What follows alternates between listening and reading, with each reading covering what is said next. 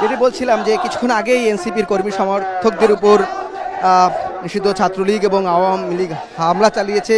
এখানে যে চেয়ারগুলো রয়েছে সেগুলো ভাঙচুর করেছে এবং আমরা দেখছি সেটি গোছানোর কাজ চলছে। পুলিশ এখানে আবার অবস্থান নিয়েছে।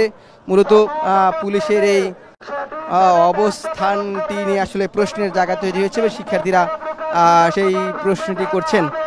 আমরা দেখছি যে চেয়ারগুলো এখন গোছানোর চেষ্টা করা হচ্ছে। আমরা যদি আবার একটু দেখি এই যে মঞ্চের দিকে আমরা কথা বলবো। এখন আমরা দেখছি মঞ্চ থেকে মূলত পুলিশের উদ্দেশ্য করে কথা বলছেন যে পুলিশের যে নির্ভীকতা সেটি নিয়ে আসলে প্রশ্ন তুলছেন এবং আমরা একটু কয়েকজনের সাথে কথা বলার চেষ্টা করব যে ভাই আচ্ছা আমরা আরেকটু দেখানোর চেষ্টা করবো। আমরা চেয়ার ভাঙা যে সেই দৃশ্যগুলো আমরা দেখানোর চেষ্টা করব। এখানে আমরা দেখছি যারা মঞ্চ থেকে কিন্তু পুলিশের দিকে আঙুল তোলা হচ্ছে এবং যেটা আমরাও দেখেছি যেটি বললাম যে যখন যে ঠিক মঞ্চের বসার যে পিছনের দিকটা অর্থাৎ আমরা এখন যে দিকটা দেখানোর চেষ্টা করছি এই দিক থেকেই কিন্তু মূলত আক্রমণটা আসে।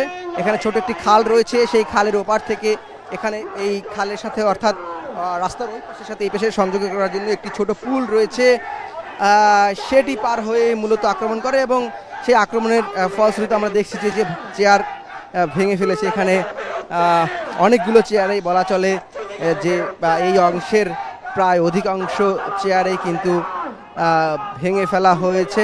একটি বিষয় এখানে যারা এনসিপি নেতাকর্মী তাদের ক্ষোভের যে জায়গাটি তারা বারবার দেখাচ্ছেন, তারা বলছেন যে পুলিশের যোগসাজশে এটি হয়েছে এবং পুলিশের নীরব ভূমিকা নিয়ে তারা বারবার প্রশ্ন তুলছেন এবং মঞ্চ থেকে মূলত এখন স্লোগান দেওয়া হচ্ছে আবু সাঈদ মুক্ত, শেষ হয়নি যুদ্ধ, আবু সাঈদ মুক্ত, শেষ হয়নি যুদ্ধ, আমার দেশ তোমার দেশ।